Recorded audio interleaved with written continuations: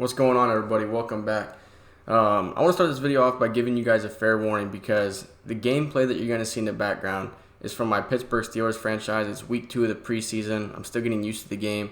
And if you're not a fan of terrible Madden content, then click off the video now because I have 7 turnovers. I think I lose 52-7. I mean, it was terrible. I mean, I was frustrated the whole time I was playing it. But, every time the new Madden comes out, it's a little different for me. I could go from one Madden where I'm really good, and then the next one I'm like, I suck, and this game is very bad. But I want to put some gameplay over my commentary. We're not going to be talking about the game, but we are going to be talking about football in general, and we'll be talking about the Pittsburgh Steelers. Basically, I just wanted to kind of sit down and explain to you why my favorite teams are my favorite teams and what my expectations are going forward with them, at least for this season. I've been a Michigan Wolverines fan and a Pittsburgh Steelers fan for pretty much all my life. Growing up, I watched almost every game all the time. And recently, since I've had a new occupation, the last couple of years, it's been really hard for me to pay attention to football and watch games due to being at different parts of the world. But this past year, I worked night shift and it aligned perfectly, and I was able to watch every Michigan game and every Steelers game, knowing it was Ben Roethlisberger's last year. And Michigan had a chance to beat Ohio State. So I was watching every game, and I was playing fantasy football as well. So it's gotten me excited for this season coming up. I'm not going to be able to watch as many games as I watched last year, but football is an exciting time, and it's my favorite time of the year to watch football. But I just want to talk about the Steelers because, as I've said in my Madden franchise video that I created a couple of days ago, the Steelers are moving into a new era of football. Ben Roethlisberger retires, and now it's like, how do we react? A lot of teams, they'll lose their, franchise quarterback, their Hall of Fame quarterback, and they don't do so well. But the Steelers, I think, are led by one of the greatest coaches in NFL right now. I think him and Belichick are in their own league, and Mike Tomlin. And Mike Tomlin has gotten it done every year. They've went 500 every single year he's been there. And I think he'll find a way to make it work. Not to mention that you have a pretty strong quarterback competition going on right now. Week 2 of the preseason just ended a little while ago. So we're going to be rolling into week 3, and then after that, week 1 of the regular season. But in the preseason, the Steelers quarterbacks have all competed very well. And each of them, when I watch their highlights and watch the stats, each of them play very well, and each of them are good at their own things. So I think the Steelers are in good hands, and I think a healthy competition can make quarterbacks better. Now, here's my outlook on it. Now, the way that it's looking, I am seeing more hints towards Trubisky probably being week 1 starter, which I'm not going to fight that because I think Trubisky is a good quarterback. But my thing is he's on his 3rd team. It didn't work out in Chicago. I guess he was under Matt Nagy, so that offense wasn't supposed to be really good, and he led them to the playoffs. But we've seen quarterbacks do that before, lead their team to the playoffs, and then they never return.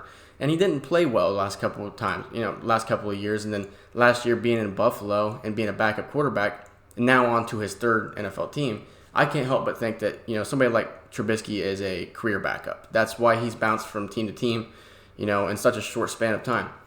So I like Trubisky. I think he does things well, but do I see him as being a long-term starter, the guy that takes over the Pittsburgh Steelers? No, I think that he's a backup guy, and the Steelers obviously paid him backup money, if you ask me. So I like Trubisky, but I don't think he should be the starter. I think that he's a backup guy. You're paying him backup money. He's the backup quarterback. He's played well, but he has not outplayed the other 2 quarterbacks, and that's what I'm going to roll into now is Kenny Pickett. He's played well, but once again, he hasn't outplayed both quarterbacks. He hasn't separated himself. And not to mention that Pickett is a rookie. Most of his snaps have been against 2nd team, 3rd team players. As Mike Tomlin would say, they wanted to get him varsity snaps last week, and they did, but you got to still think in the 2nd quarter you're playing mostly against backups. So if he was taking 1st team reps, then it would be interesting to see how he would play and how he would perform. But I like Kenny Pickett, and I think he's got a bright future. I think he could be the future of the Steelers. But my guy, the guy that I think that deserves to start for Pittsburgh is Mason Rudolph. And let me kind of go into why I believe so. The past couple of years, I think it's been 4 years, he's sat behind Ben Roethlisberger. Ben, like I said, the greatest Pittsburgh Steeler of all time, easy Hall of Fame quarterback. So, he sat behind Ben. He learned the offense. He learned things from Ben Roethlisberger. And so nobody can do what Ben does best than the guy who sat behind him the last 4 years. Not to mention that when he was given the opportunity to start due to injuries, he was 5-4-1. And that's a 500 record. That can put you in the playoffs. And if you can put yourself in the playoffs, you're going to give yourself a chance. It's football. Anything can happen, especially in the playoffs. And, that's what I think. And I also think that, like, Rudolph has taken those first-team reps when Ben was injured, but he's never taking meaningful, purposeful first-team reps where he knows that, hey, I'm going to be quarterback one going into the season. He's never taken those reps. Now he can get the opportunity to take those reps and then perform. And I think that he's performed better than both quarterbacks in the preseason so far. He's made better passes. He's going to have better chemistry with the receivers and tight ends. He's going to have better chemistry with the offensive line. He's been there. He knows the system. I think if you give Mason Rudolph a shot and you announce him the week 1 starter, I think that you are giving yourself the best chance to win, and I think that you're giving yourself the chance to have the best possible outcome at the end of the season. I think Rudolph's a good quarterback. I think he can lead this team. As far as the rest of the team goes, you got Najee Harris, who I want to see run the ball a lot harder this season. Last year, he was trying to be like a bouncing off guy, juking guys out and making athletic plays, and he's an athletic guy, but he's a big guy. You need to be using your power and your size, and I think that you're going to see more of that from Najee Harris this year. You saw it last year when the Steelers played the Browns in Ben's last game at Heinz Field. So I think that's what you're going to see. At receiver, Deontay Johnson, we've talked about him. I think he can be one of the best receivers in football if he can correct his drop issues that he's had in his career. But when he gets the ball in his hands, he's electrifying. He does have good hands. He'll snag balls, and you're like, this guy is pretty good. So I think Deontay Johnson will get better. I think that he's a guy who could separate himself, be probably second best, maybe even first best receiver, at least in the AFC North with Jamar Chase. And as far as the defense goes, you tried to fill in holes of that the poor rush defense last year. Your linebacker play was kind of shoddy, but you bring in Miles Jack and you put him alongside possibly Devin Bush or Robert Spillane, whoever wins that battle. And I think that you're improving your team big time. We've talked about Miles Jack and basically how underrated he has been in his career. He's been pretty much one of the better middle linebackers in his career. And, it'll be interesting to see how he fits in Pittsburgh. The D-line finally gets Tyson Alualu back. Last year he was injured pretty much all season, so he's going to fill that nose tackle position. And I think that's important that he's back because he's a good player when he's on the field. He's you need him out there. And then you got Cam Hayward, who's coming off a career year. You lose Stephon Tuitt, but I think that he's easily replaceable. You got Larry Ogunjobi, and you also got Chris Wormley battling that position. And I think both those guys are very capable to fill in and do a good job. Then you got guys like T.J. Watt and Minkah Fitzpatrick, who, according to analysts, Minkah separates himself from most other safeties, and he's one of the better safeties. He's a ball hawk. I didn't see that last year. I saw it the year before, but I want to see more of it. T.J. Watt, though, he's the best defensive player in football. You can say Aaron Donald. You could mix the two up if you wanted to, but it's easily T.J. Watt, and I'm excited to see what he can do. Can he potentially break the sack record this year? He tied it last year. I'm interested. Steelers football is going to be interesting. I think the quarterback play in the preseason has been very good. I think the competition has been very good. And I think the winner out of the competition is going to be the best quarterback. And I think that because of this competition, they're pushing themselves to a new level that they wouldn't have been able to reach if there was no competition. If a day one starter was named before the preseason even started, it would not be good. These guys are going to push each other. They're all going to get better. Even the third string, the guy that loses this battle and goes to third string, is going to be pretty good because he battled.